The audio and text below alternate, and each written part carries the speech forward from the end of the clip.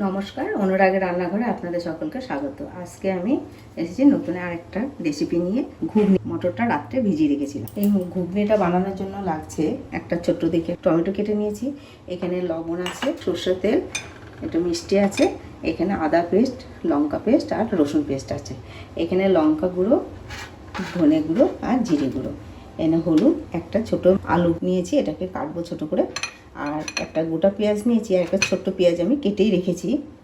এখানে একটা তেজপাতা নিয়েছি, একটা শুকনো লঙ্কা নিয়েছি, আর দুটো এলাচ নিয়েছি, দারচিনি নিয়েছি, আর লবঙ্গ নিয়েছি দুটো। এখন আমি এই আলুটাকে কেটে মটরটাকে কুকারে দিয়ে সেদ্ধ করে নিই। তাহলে আমরা আলুটা কেটে নিই।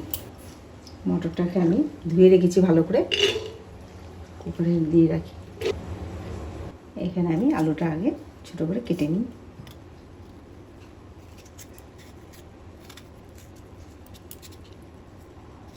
আলুটাকে ধুয়েই নিয়েছি, ছাড়িয়ে।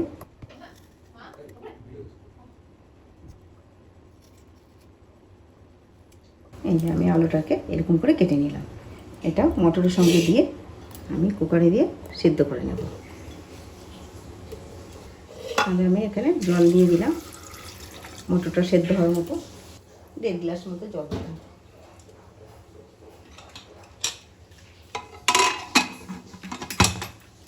এখন আমি 3 থেকে 4টে সিটি মেরে দেব।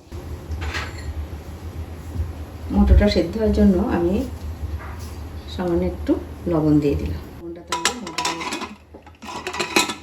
মটরের মধ্যে ঢুকে যাবে।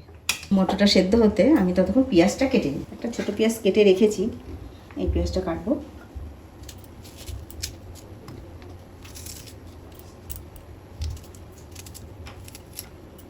পেঁয়াজটা আমি একদম ছোট করব না, একটু মোটা রাখবো।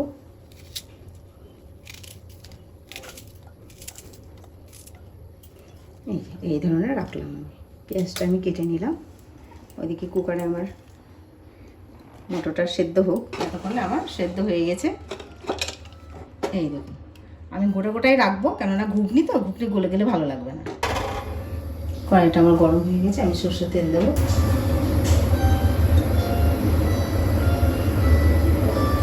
তেল আমার গরম হয়ে গেছে, আমি একটু জিরে ফোড়ন দেবো।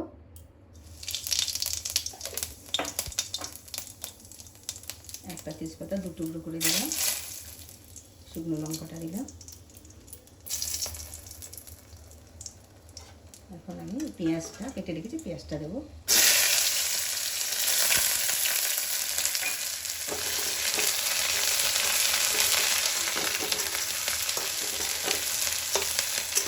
পেঁয়াজটা একটু মোটা করে কেটে রেখেছি, কেন গলে যাবে তেলে নাড়তে নাড়তে, তাহলে ঘুগনির সঙ্গে মুখে ঠেকবে না।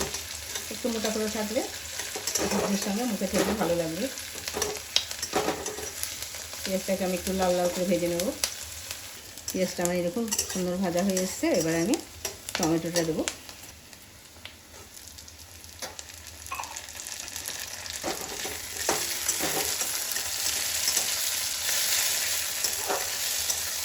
টমেটোটা একটু ভাজা ভাজা হয়ে গেলে তারপরে মশলাগুলো দেবো।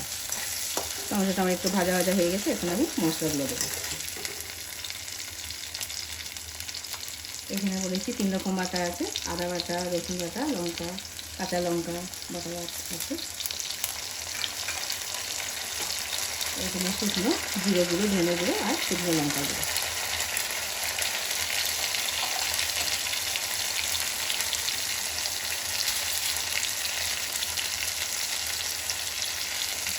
হলুদ।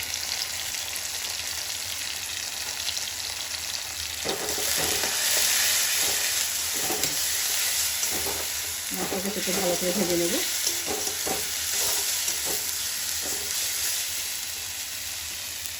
মশলা ভাজার সময় আমি একটু মিষ্টি দেবো।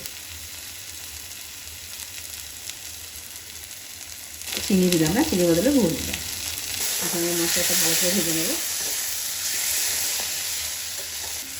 মশলাটা জ্বলে যাবে, তার জন্য একটু জল দিলাম।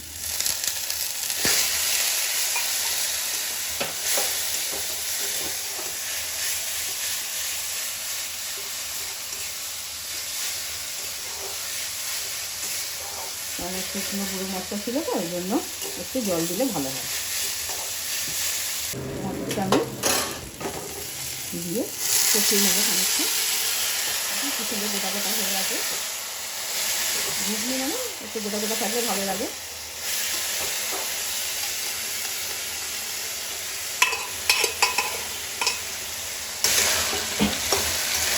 দেখুন মটরটা আমার সুন্দর মশলার সঙ্গে মিশে গেছে। এখন আমি গরম জল আছে, গরম জলটা আমি দিয়ে দেবো।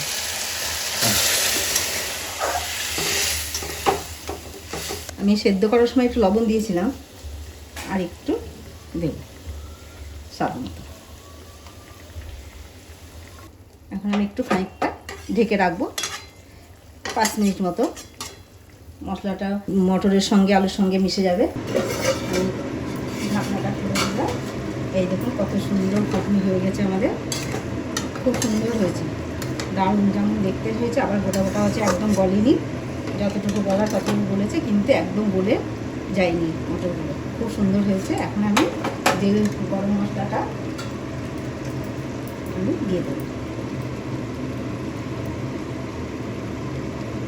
আমি মটরটা সেদ্ধ হতে হতে তরকারি দিয়ে কড়াই ঢেকে ঢাকার পরে আমি মশলাটা বেটে নিয়েছিলাম, গরম এলাচ, দারচিনি আর লবঙ্গ। এই যে আমার হয়ে গেছে, এখন আমি নামিয়ে দেবো। ঘুগনি দেখুন কত সুন্দর হয়েছে, দেখতেও যত সুন্দর এবং লোভনীয় হয়েছে, খেতেও অত সুন্দরই লাগবে। যেরকম বানালে ওরকম করে আপনারা বানিয়ে খেয়ে আমায় জানাবেন কেমন লাগলো। ভিডিওটি দেখার জন্য ধন্যবাদ। আবার আসবো নতুন একটা রেসিপি নিয়ে।